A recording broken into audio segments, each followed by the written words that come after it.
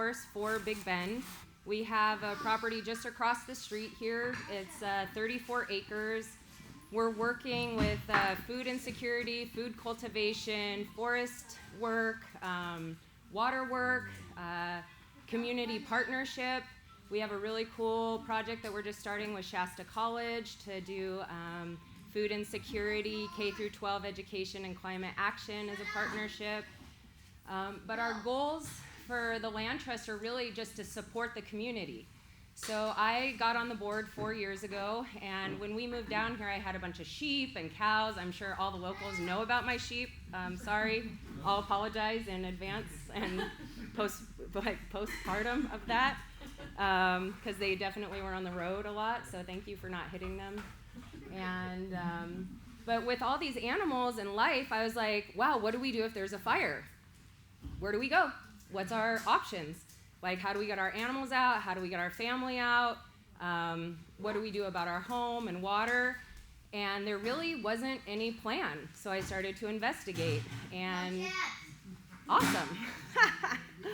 And through that avenue, it led me to connect with the Fall River RCD and with CAL FIRE. And so then we got a grant going, which is amazing. It's been 2 years in the making, and then we finally got things signed in the end of August. All the funding came through, so now we're starting implementation.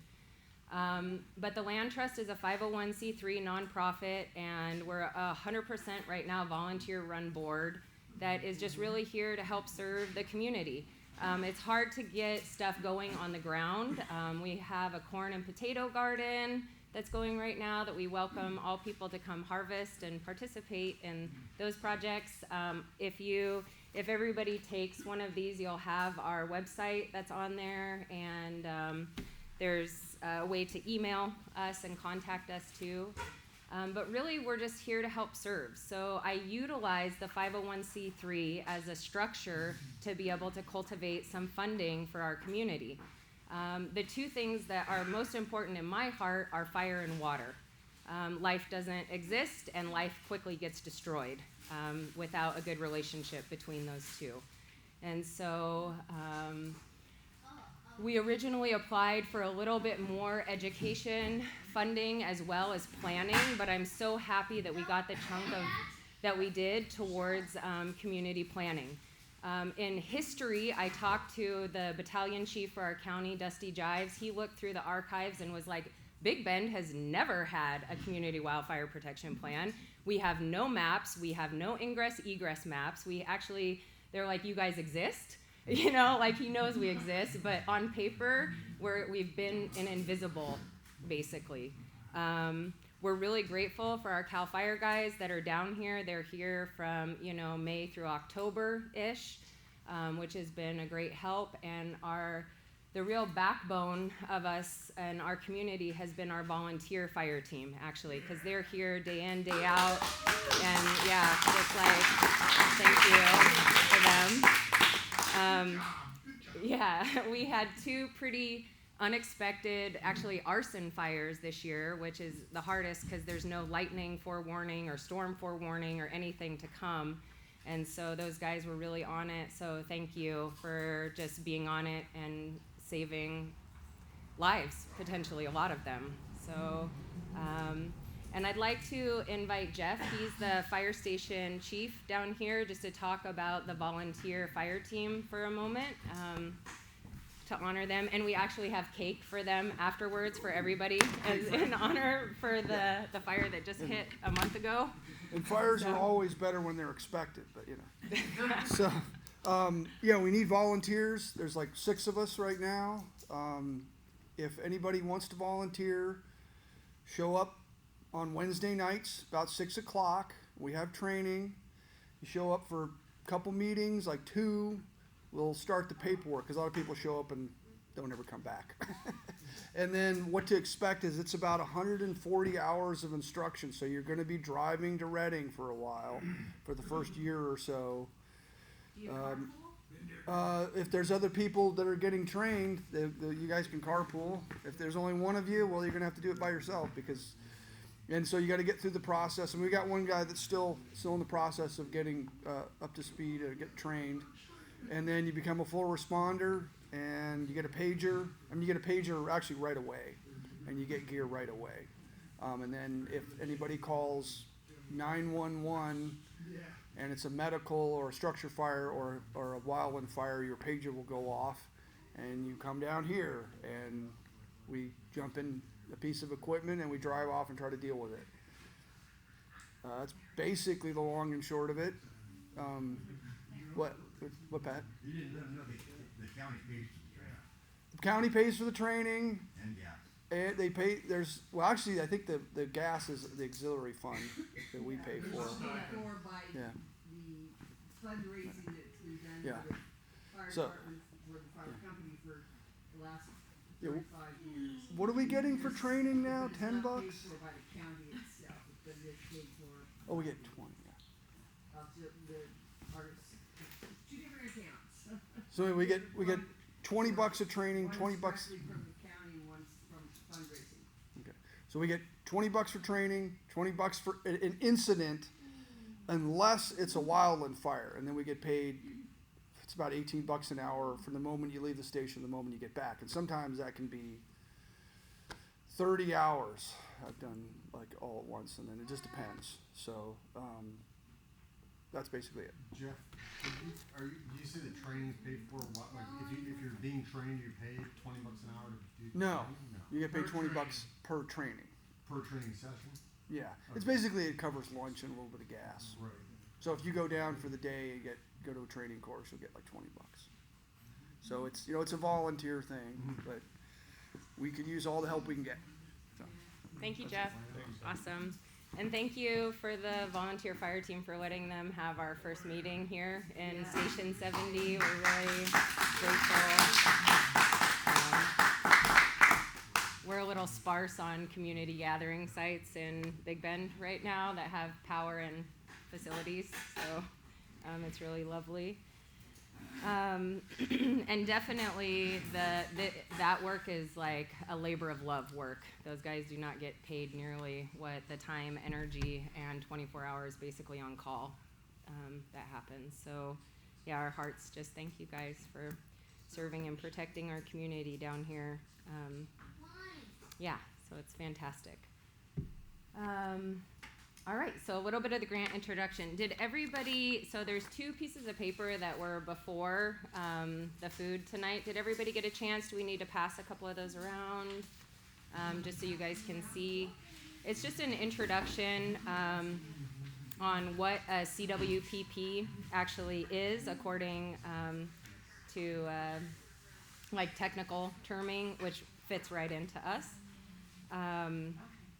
And I really, as being part of a community project, transparency is really big for me. And so I want to just be really transparent with the community on where our funding is, where it's being spent, how it's going. I would like to support as many locals through the process that we can, because I know that employment is sparse here, and also individuals that live here have a much more heart-vested equity into the land and into the area that will benefit. So as many people from here that we can help support through this process, that is like on my top priority, actually. So if there's ever any questions or anything, I'm always available to reach out to, because it's, this is a long-term relationship that we're looking at. Like, there's homeowners, there's renters, there's also a larger agency, there's individuals that, property has been in their land for generations, or for some for like, who knows, forever, long time, and then there's some individuals that are really new. So the goal is to work together collaboratively and be able to keep a space where all voices can be heard and respected as we move through this process. So originally, we were supposed to have the CWPP done by December of this year, and I almost fell out of my chair laughing. I was like, yeah, right. So I applied for an extension until December of 2023 to give us 14 months to actually really involve and engage community and agency. So when I say agency, what I'm talking about are larger land stakeholders. That's like PG&E, Sierra Pacific, Cascade Timbers. Cal Fire has a lot of land down here. I've heard Berkeley just inherited a chunk of land from down here. The Pitt River tribe has a chunk of land down here. And so like I want to work with private landowners and agency. I really want us to be on a common page for collaboration, because that's how we're really going to be able to get things done, is by working together instead of isolating and against each other. This is a pretty long-term plan. So we have these next 14 months. We'll have monthly meetings that will be open to the community. And then what my goal is to create a more concentrate community fire council that can meet more regularly, like anywhere from 2 to 3 times a month. And there might be some Zoom meetings or online virtual meetings for individuals that want to get more into the backbone of planning. There is a lot of planning that goes into creating a plan, to sound funny, but it's very true. And it is what we make it. We have nobody else that's telling us how we have to make this, because we don't have a previous CWPP, which is a Community Wildfire Protection Plan. We actually get the freedom to create this from scratch to the needs of our community, which is amazing. So we don't have to fall into the footsteps of somebody else's, like what somebody else wants us to do, but we actually get to create what it is that we want to do and what we need to do to save our lives and our habitat and our forests, to ensure our water structures that are here, to ensure the lives. I mean, the humans, the animals, all of that comes into play. So the more people that involve, the more voices that we can help to hear to meet the needs that are needed. And I put like a basic, so on the sheet, what we're hoping to achieve, I put the building of relationships. Keeping long-term relationships, and that's part of transparency with things, is really important.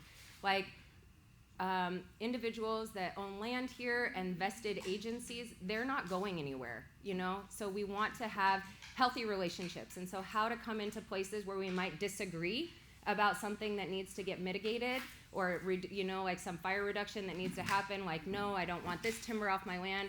Well, but that, and then how can we be flexible and work with each other through this process and really sit together and realize that where I want to come from, and I hope the entire community wants to arrive to, is that we're wanting to do what's best for the people and for the place that's here. So that's like a really high goal to have.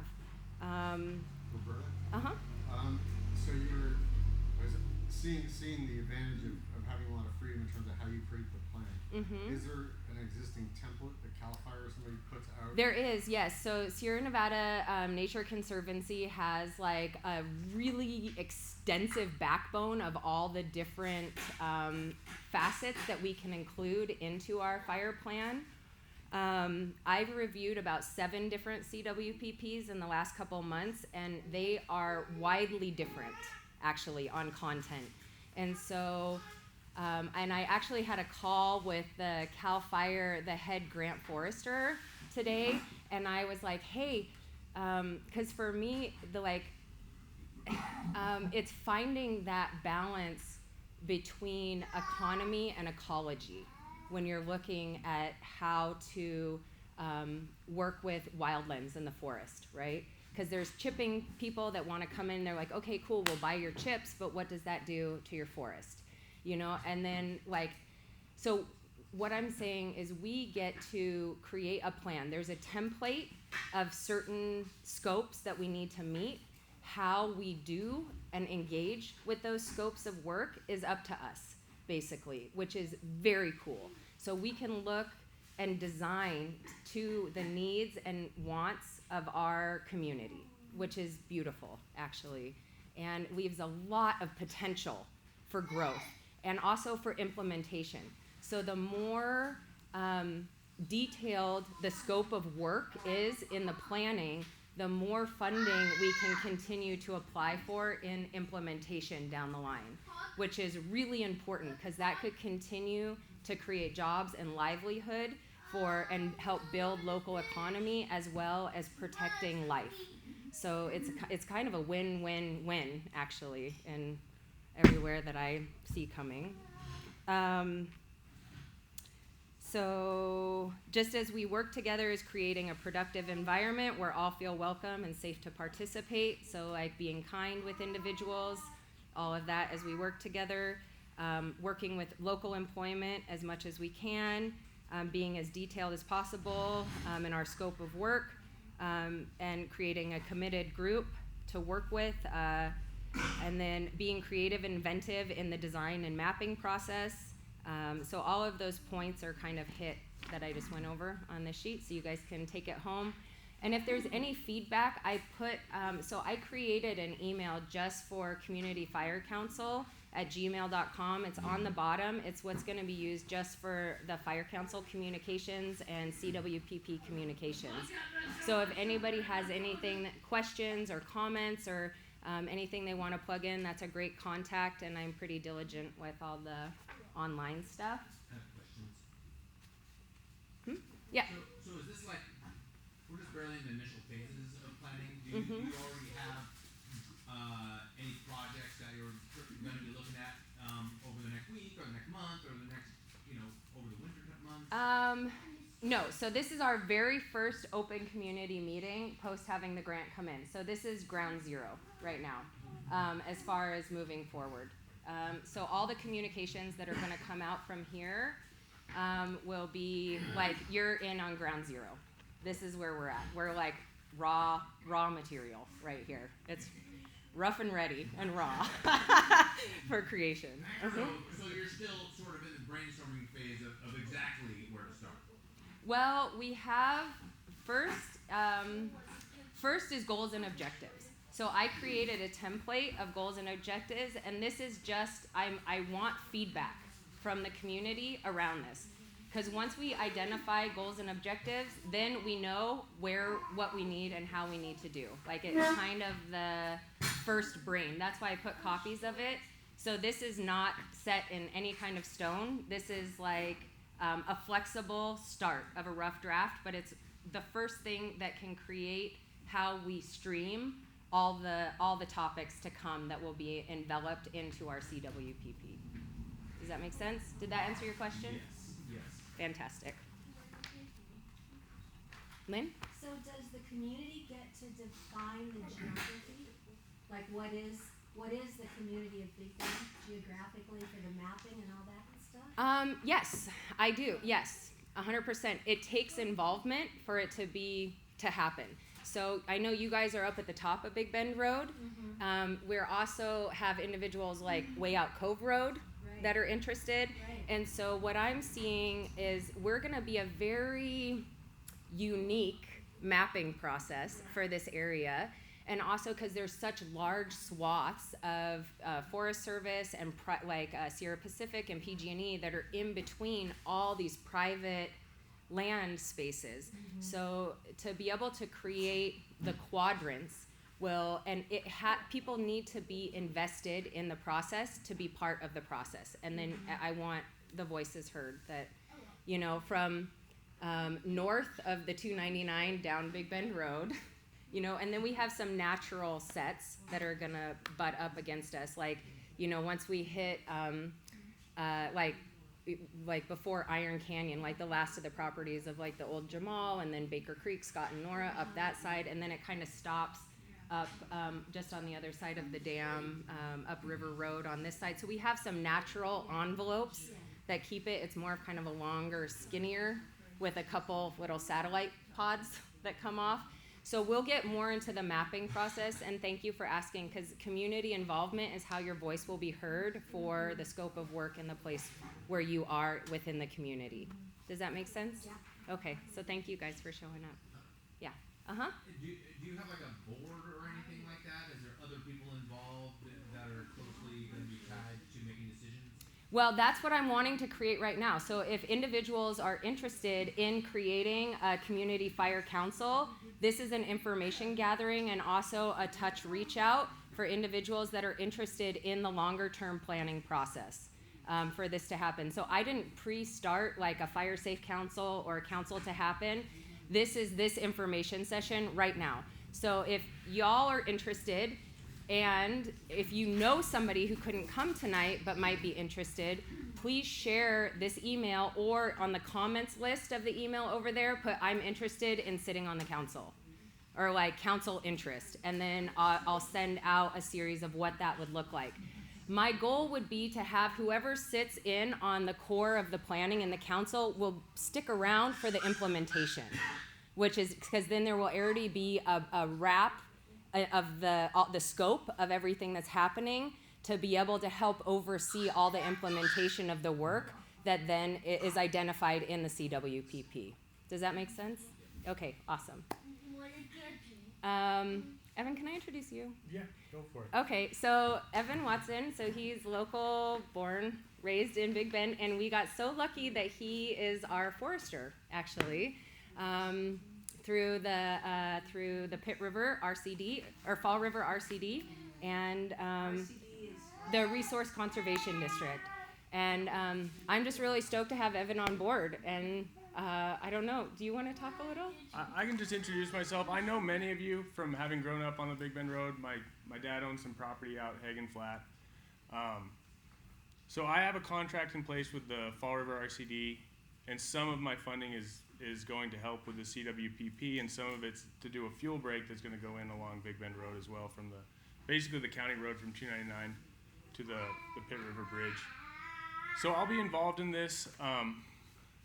I'm a registered professional forester, which is it's a license that allows you to sign timber harvest documents and prepare plans to do fuel reduction.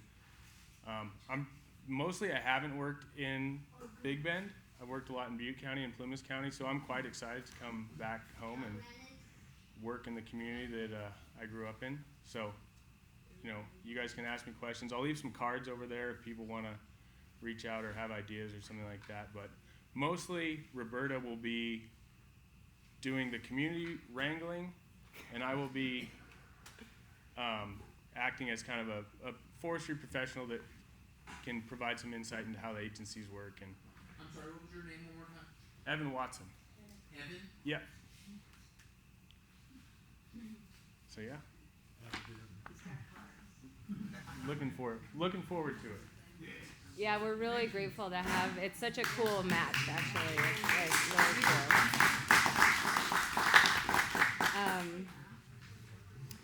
And so just as an example, so with the goals and objectives, I'm not going to go over these one by one. I just would like for everybody to take this list with them and look over it and read over it. And if there's any questions or anything you'd like to add or ideas that come up, it would be really, I would love as much feedback as possible. And so I was here a few weeks ago and I was talking with Jeff, and he's like, what about doing controlled burns? How does that work? So I actually talked to somebody today on the CAL FIRE side and was like, how do we explore controlled burns in our area? And he's like, write it into your CWPP. He's like, if you guys want funding to look at how to do controlled burns and how to look at those areas, and he's like, whatever it is you guys want to do, he's like, use the languaging you want to use, put in the techniques that you think will do best. He's like, and go for it. He's like, why not? He's like, do if you want to see it as a community, write it in your plan. He's like, you might not get funding for it, or there might be some tweaks and adjustments to it. He's like, but it never hurts to just put it out the way you want it. He's like, no bars, basically, which kind of liberated me too, to not have to fall into this category. Because man, a couple of the CWPPs I read, I was like, this is the driest, most unserving information. Like, how much did this cost? And it doesn't serve anything. I was like, bureaucracy at its finest, It's just breaks my heart. So I don't want to fall into that category. I really want this to be a functional plan for us as a community, because we're the ones that get to make it. So just along those lines. So if they're that anything is possible. So if it's controlled fires or controlled burns, if it's, I would our land trust is founded in permaculture design, which is how do we work best with nature. And there's a series of, mostly based around food techniques on how to create sustainable gardening and long-term food foresting. but some of that can roll over into habitat protection and mitigation, actually. So like as we drop trees, we can lay them on swales, and then those swales catch earth, which then stop erosion, and then in those swales of the erosion, we can plant wild foods and medicines and fodder for the wildlife to keep the wildlife increased, and then also to have food and fodder for the humans, and it helps with erosion control so there's not landslides, and it's like then the logs decay and then we get mushrooms, you know. It's like how like that not necessarily has to be in that depth, but when we look at techniques of clearing, those can be things that can be priorities, you know. So it's a pretty cool thing that we're trying to do here. So that's about what I have for this segment of the show. That's a whole lot of mouthful. So I would like, it's a really sweet honor. So Debbie and Greg Mayer, they are from Fall River Mills. They, I don't know if Debbie, if Greg wants to come up and talk to, can I introduce you guys? Sure. Yeah. Okay, great. So Debbie helped to put together and lead the CWPP development for Fall River Mills, and I really like their CWPP. She worked for the U.S. Forest Service for a long time, and then Greg you are the chief at Soldier Mountain? Yeah, I'm chief for one of the county fire stations. Okay, awesome. And so they created Fire Safe Council, they put together a CWPP, and they are gonna help us too shepherd through some of this process. So we're really happy that they made the trip tonight. And yeah, they're just gonna talk a little bit about their community development process. Yeah.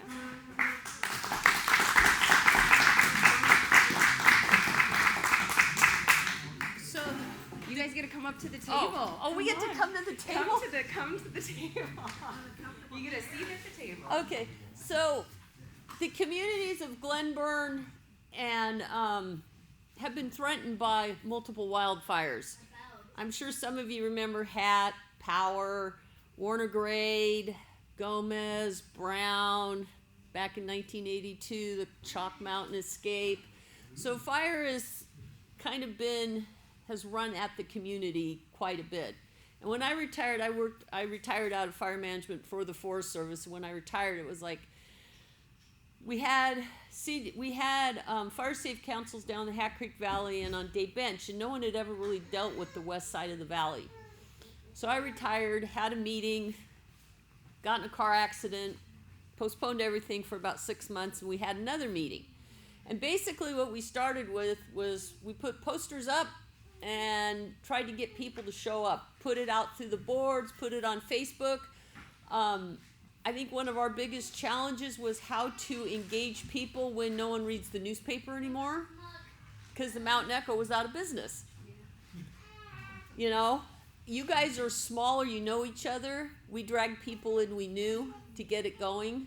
We created a mailing list, and that's kind of how it got going. When we developed our plan and stuff, basically I call it Crayola 101.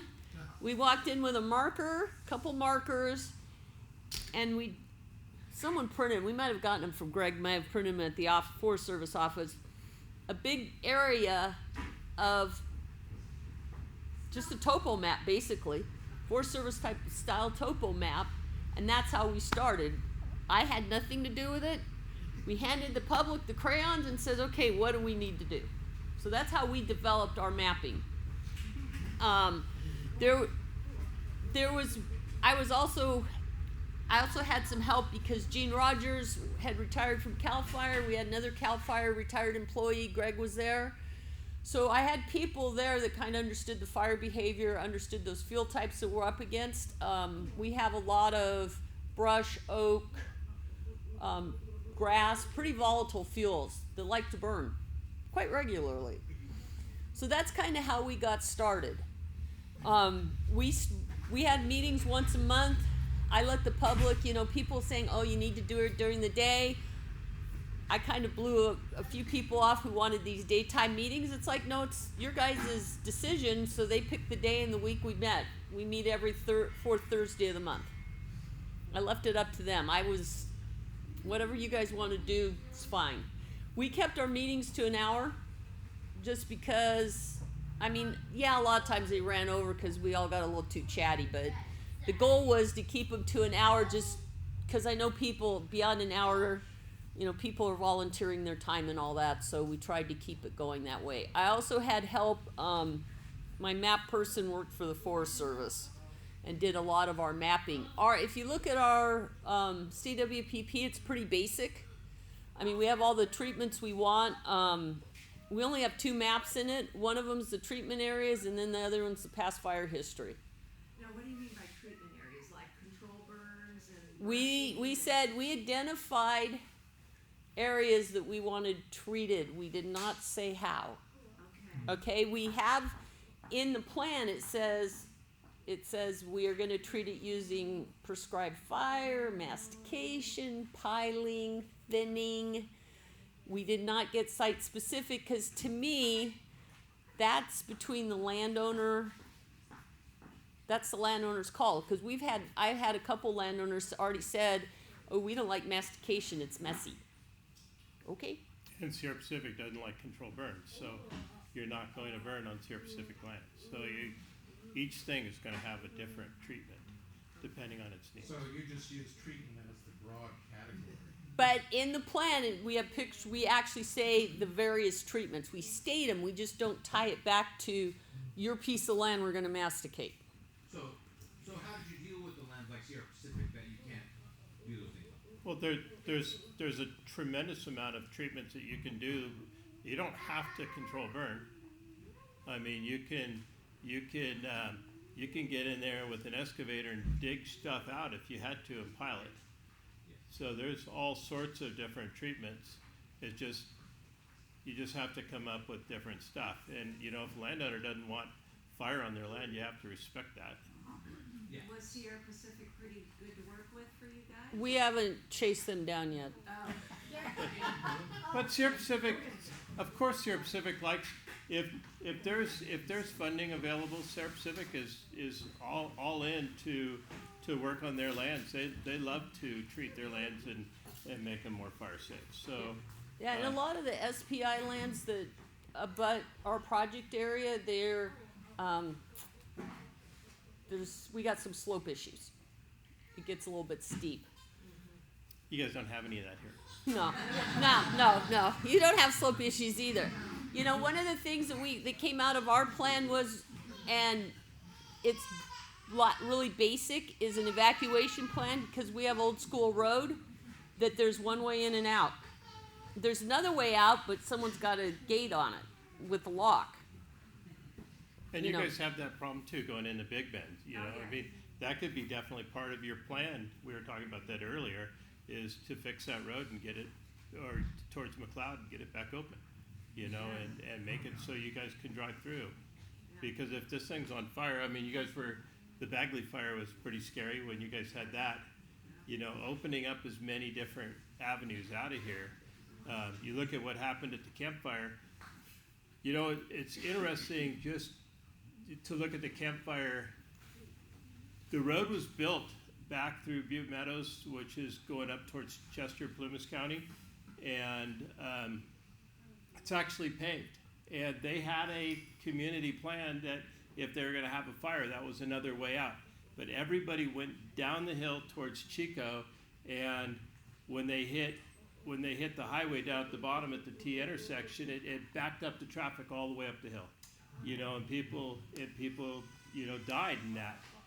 And very few people, you know, turned around and went the opposite way that the fire was coming, which is paved, and had a whole different route out. To have different routes out of here is something that's super important, and something that you can definitely put in plan. How difficult was it for you guys to find plenty of funding to do everything that needed done? Is there plenty of funding available?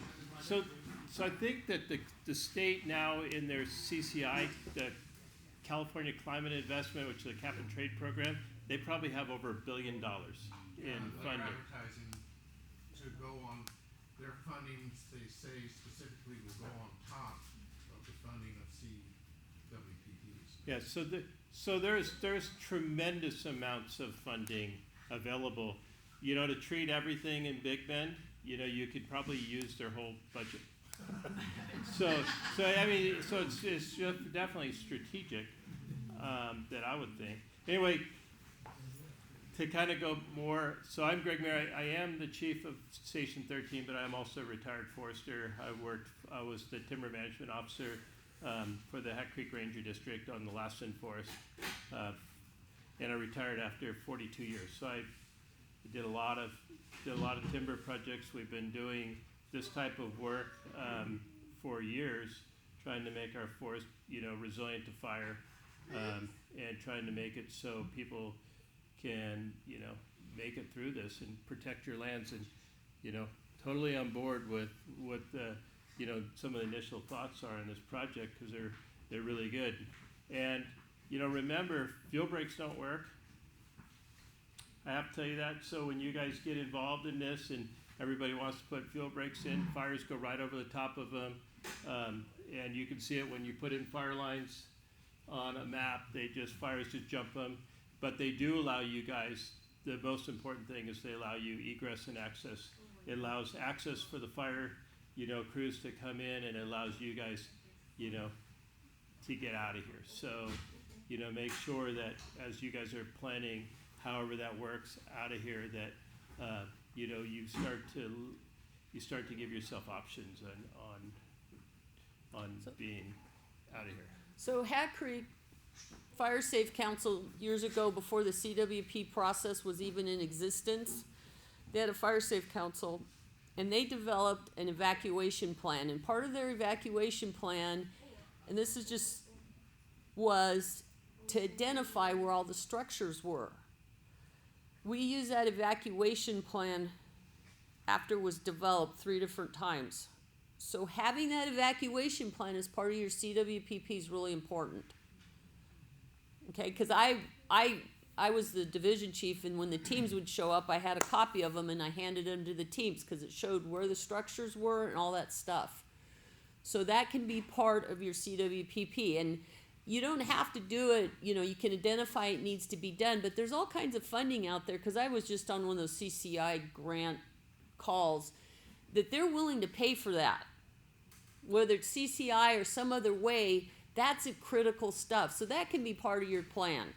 So that's one of the things we developed. Like I said, ours is we don't have, however long it was in here, 18 miles worth of road. Old school's not that long. But we did identify, and we did identify the other ways out.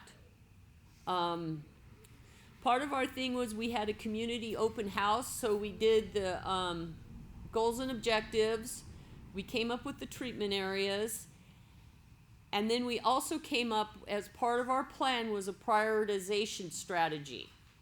Okay? You guys, it could be anything. I mean, one of the things was there timber on it? Well, if there was timber on it, it got less points because timber requires CEQA, which is longer to get through than maybe sending a crew out to do hand piling. So we had to break it up. One of the things we broke up was it a single house out here by itself, or was it part of a subdivision, to try to tease out those projects. And as you guys go through this, don't be shy about identifying treatments that need to be done on the Forest Service, PG&E, and SPI, because this CWPP will give you the leverage to get it going. Hey, we identified this. We have this structure out here, and it's all Forest Service around it. We need this treated. They will just, there's grant money out there to do that. But you need to identify it. So I'm curious, when you've identified your treatment areas, some of it will be on private land, public land, corporate land. Who administrates the funding and like the contract administration of finding the contractors? Who does the work?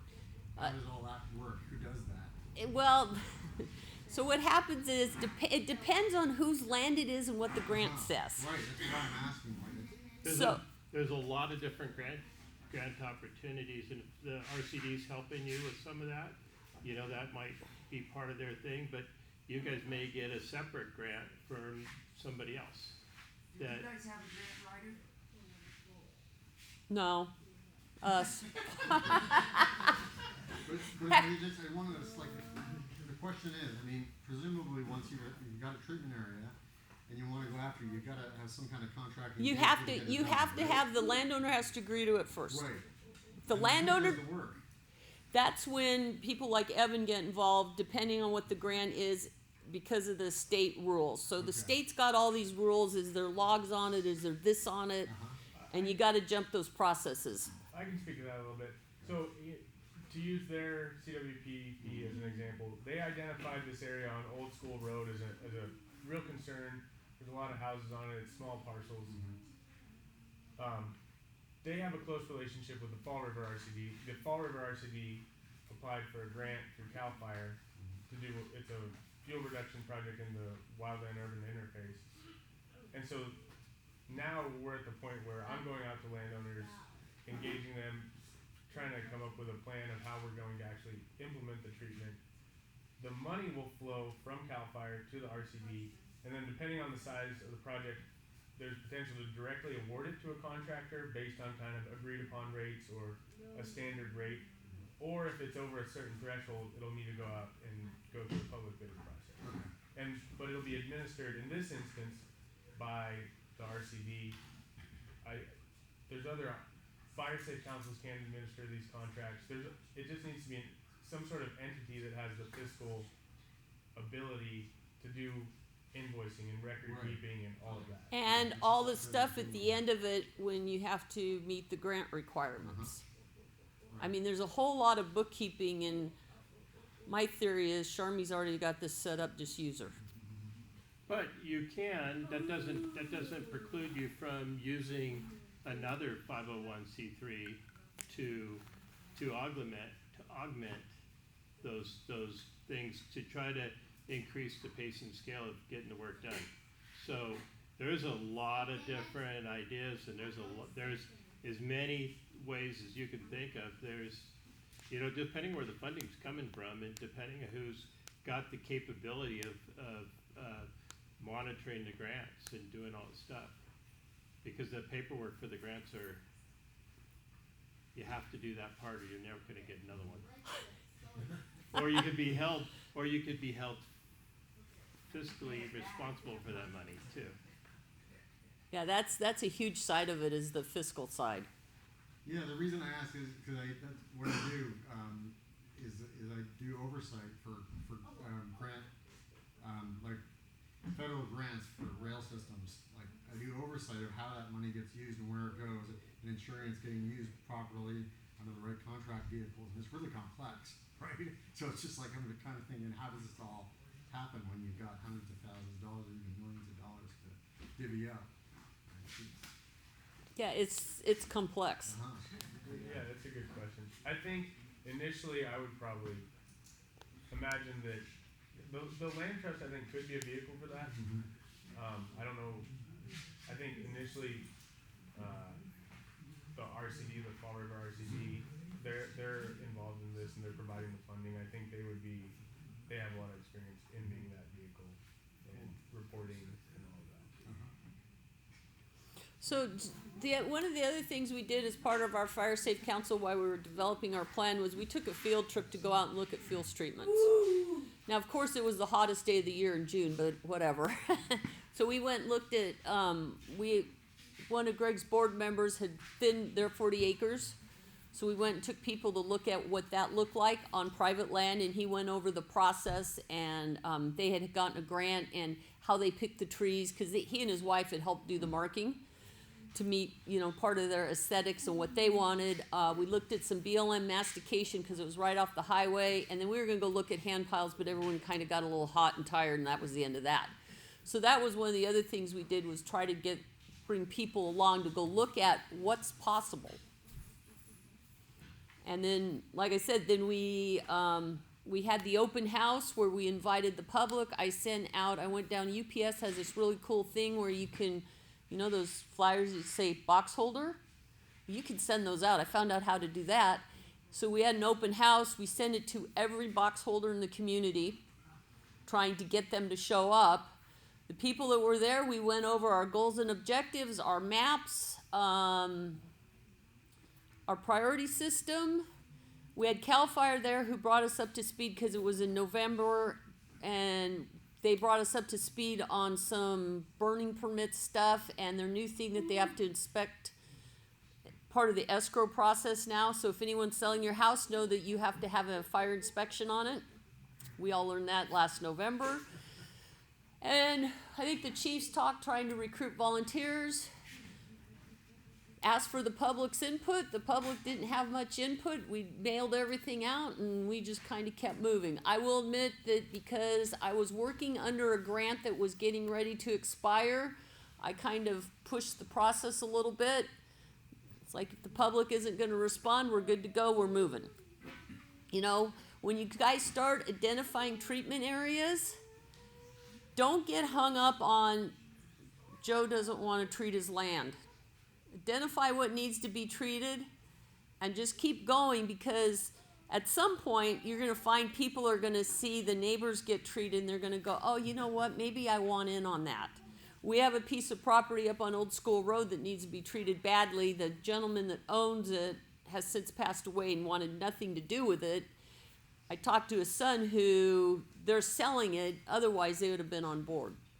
So you're going to run into stuff like that. Don't worry about it. Just identify it, move on. Greg hit it. Landscape level treatment, guys. Little blocks don't work. They're great for safe, you know, clearing this road so you can drive out of here safely. Great deal. Fire coming up out of Reading.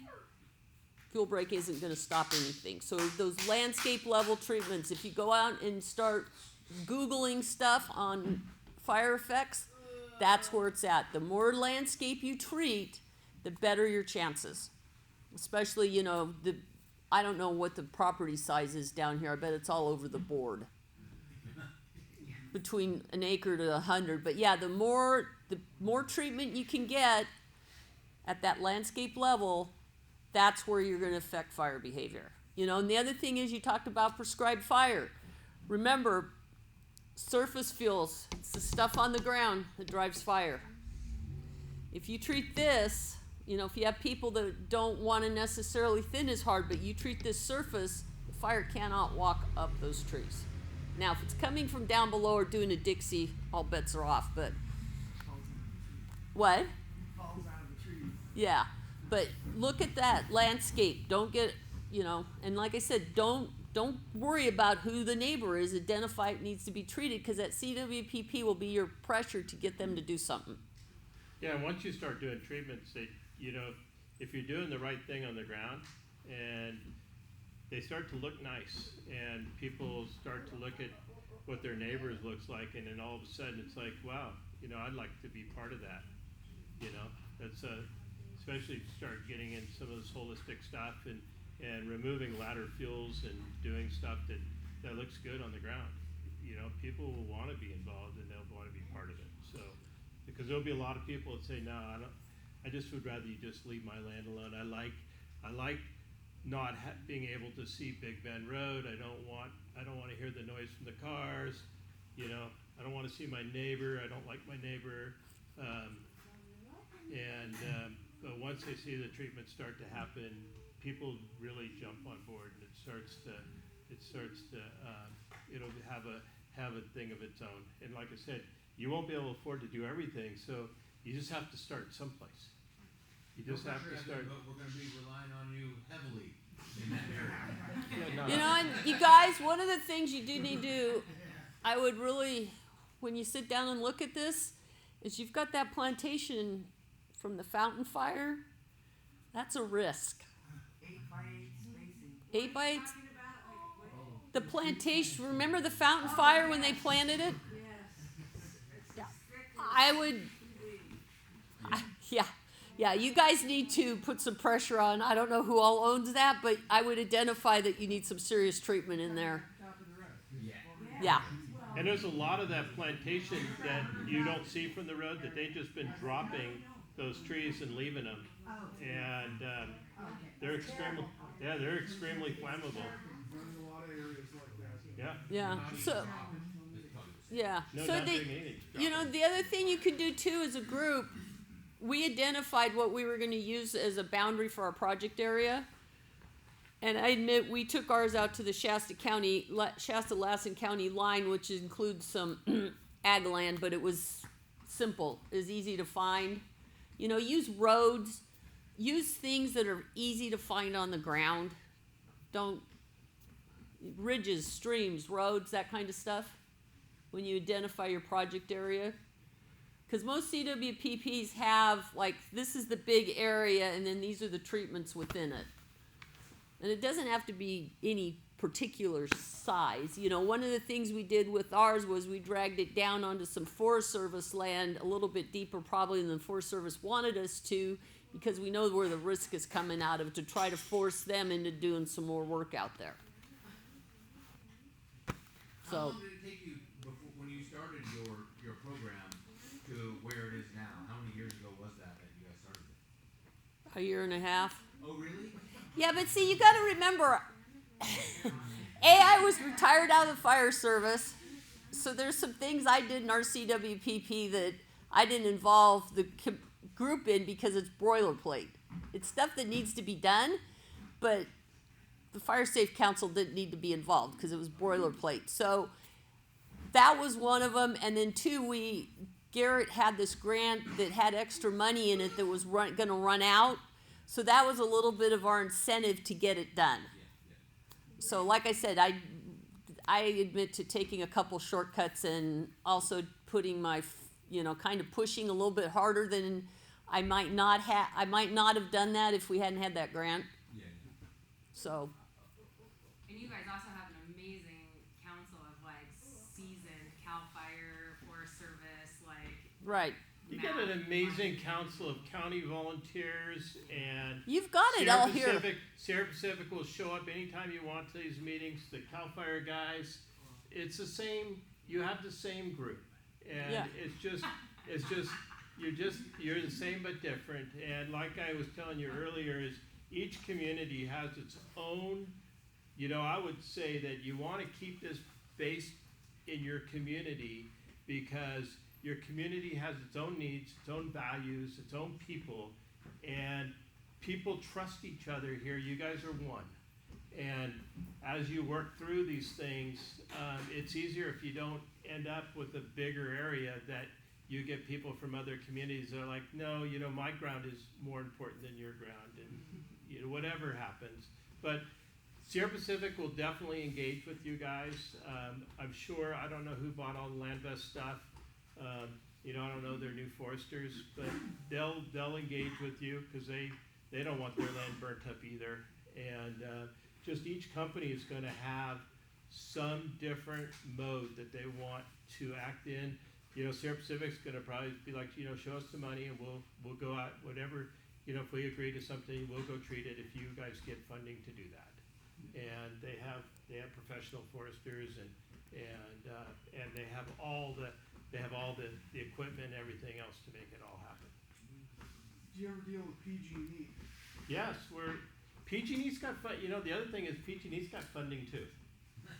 So yeah, they've got a little bit of a problem, with fires that are starting on their lands and from their equipment. So PG&E is a little bit more difficult because it's a convoluted system of people, but they have a whole group of land managers that, once you get to the right one, which might take you a little bit of time to figure out who it is that wants to help you, but once you get to them and they start communicating with you, I think that PG&E is going to be on board as well. One of the biggest problems I think we have right here is we have a couple thousand acres of PG&E land that's being transferred to CAL FIRE. And all the trees are dying and nobody's taking responsibility to it because PG&E says that's not our land. When's the transfer done? It hasn't been done yet. Oh, it's from The Stewardship Council is Oh, still, yes. They're still surveying. they haven't surveyed the land in 11, 12 years now. So we can put that in the CWPP? That's right, because So maybe you've identified something that needs to be funded is that survey so the land can go to CAL FIRE. Is it going to be a forest or? It's gonna be a demonstration forest. so it can go to CAL FIRE so they can do some thinning. You guys got to remember too, right now, a lot of the mills are filled with black lugs. So once you guys get deeper into this, hopefully by next year when you're actually trying to do some implementation, that problem will no longer exist. But right now, getting rid of logs would be tough. Especially small diameter pine trees.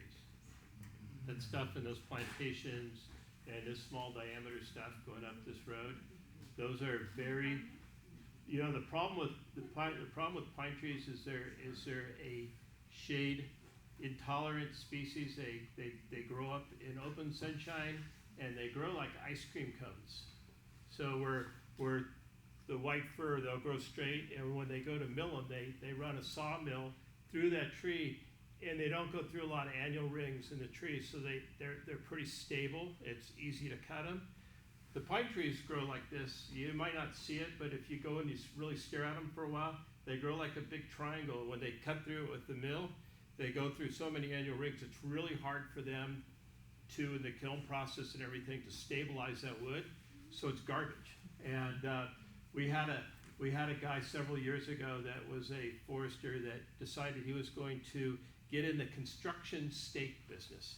He was gonna take all this plantation wood and cut it into, construction stakes. Well, he sold an awful lot of them, and then they were putting them in for survey lines and everything else. All of a sudden, all those construction trays started twisting, and so you can imagine what that might be like if you're relying on something like that. So the small diameter pine has been an issue. It's going to continue to be an issue. And if you can sell them as logs, obviously you make more money than you can if you're trying to sell them as biomass chips. There are some cool things that are happening. They're in Lakeview, Oregon. They're working on a jet fuel plant that's taking trees. You guys are within their sphere, on the outside edge of it, but you're within their sphere to make jet fuel. And then in the community of New Beaver, which is next to Beaver, they're building a pellet plant, and they're going to make pellets, and they're going to ship those to other countries for whatever they're shipping them for. So they would use chips. they're going to But use. it's more clean chip. Yeah. So a lot of times, we had for years the paper plants on the coast, and we were able to ship them chips, clean chips. So what we do is we would strip the trees. All of the inside wood would go to the paper mills, and then all the other stuff would go into the power plants, which you all know that our power plants are only running at a half of the state of California, and the California Energy Commission have determined that those plants cost too much money to run, and PG&E and others don't want them to be there. So they're only running about 50% of capacity.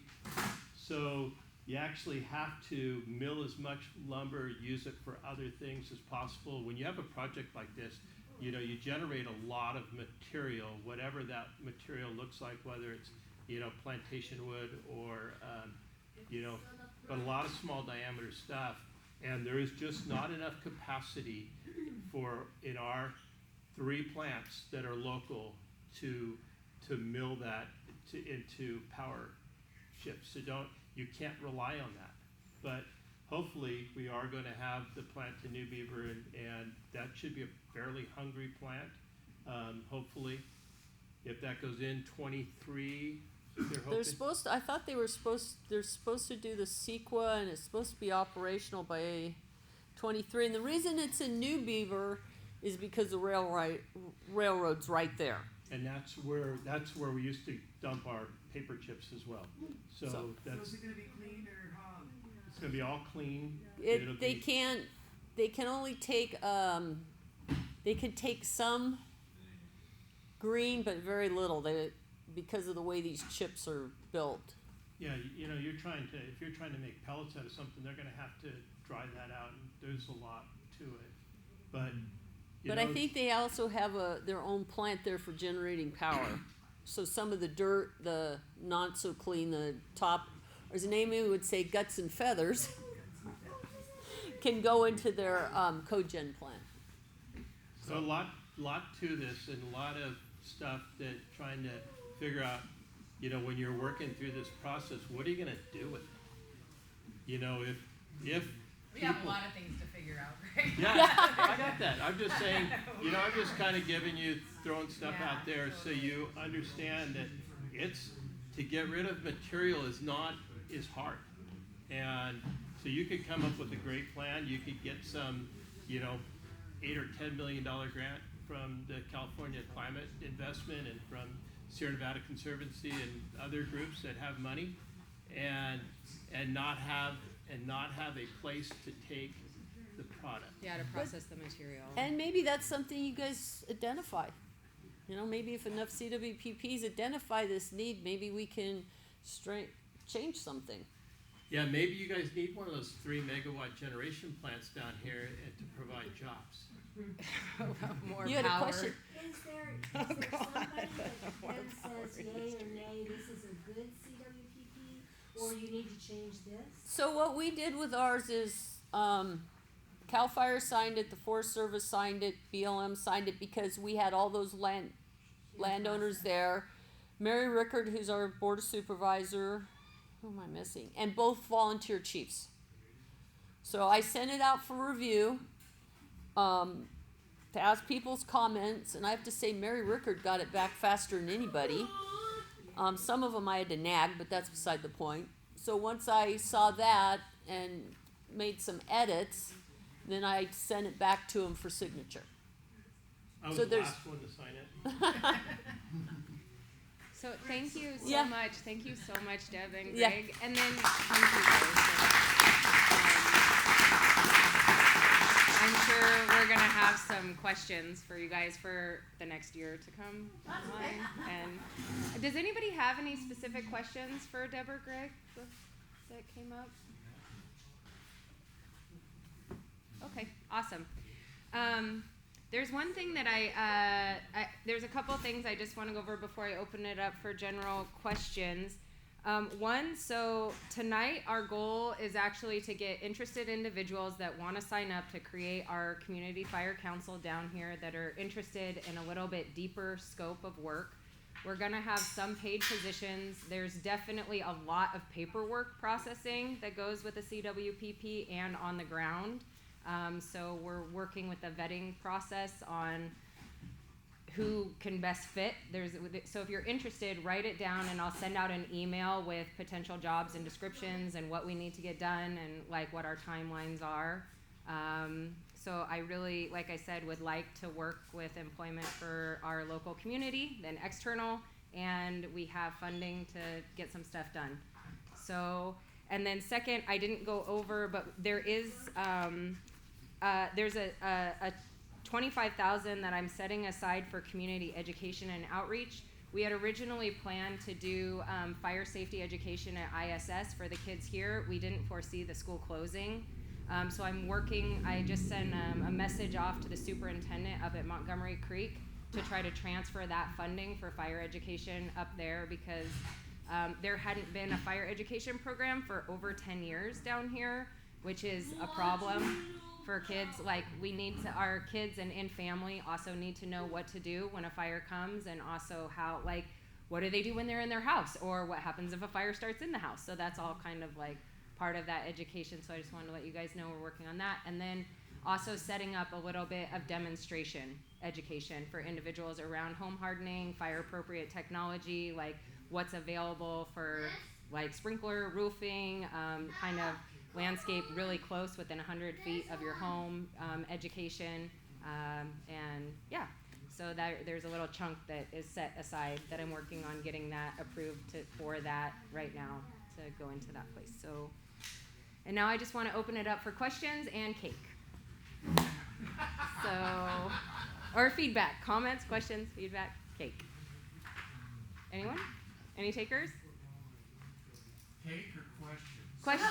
Questions, comments. Are we gonna have con crews available to help with these projects? Are we gonna have what? Calm cruise? Inmate cruise. Fire camp cruise. Fire camp cruise? I don't know. Do you guys know there's like 31 in the whole state, right? Yeah, there's Oh, okay. Oh, con, like federal. Okay, hold on. I'm a little slow. I got baby mom brain hashtag right now, so let me just like process that. There's a super reduction. Thank you, Governor Newsom, for basically eliminating almost all of our ground crews through that project. So at this point, who knows? Probably not. So. So, no prisoners, no. I'm sure that later in this whole process we'll figure out those things. Mm-hmm. But that is, I mean, a concern is who do we get to do the work and take care of, do the things that need done.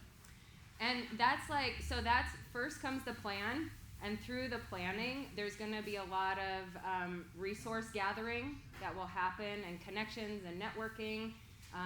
To be able to follow through with the implementation part, which implementation could be like 10 years or more, depending on the scope of the project, like how long it takes. It's talking about these priority zones and funding. What I would love to see is creating more local economy to get individuals that can have competitive prices to support instead of bringing people from the outside. Is how can we like work from the inside, and like Greg was talking about is creative industry around our byproducts that are coming out. So instead of taking things like, what can we do? What's possible? I don't know.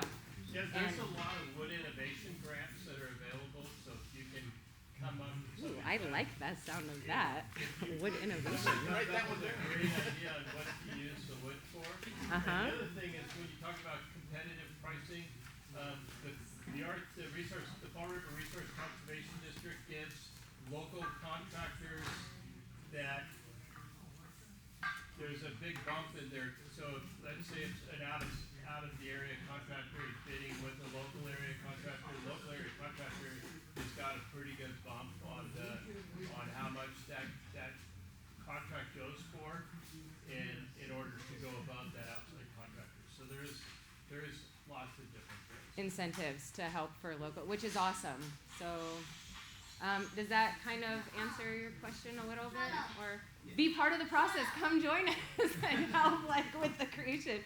And the other thing that I also want to say is like, I know, I just want to bring a little recognition and thank you guys for coming down for like representing and being here tonight for the Pit River tribe and the peoples down here. It's really special.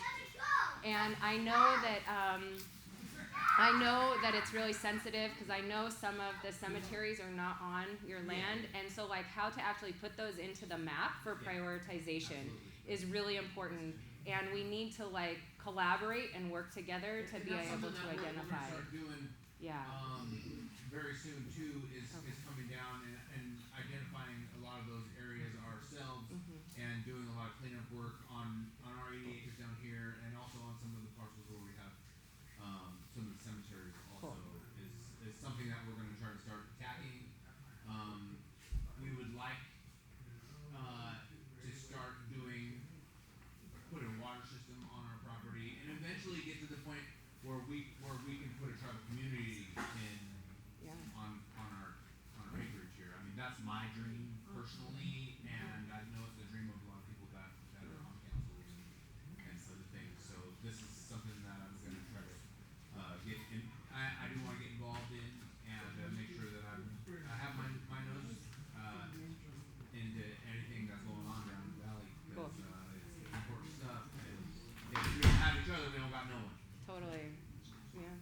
And if you need help with like connecting with private landowners or anything like that, just know like we're a resource and an ally too to just like help however it's there. It's like collaboration, because without each other we don't have anybody. So that's kind of how that goes. All right, any questions, comments, excitements? Comment. Yes. Thank you so much for spearheading this grant. Awesome. Yes.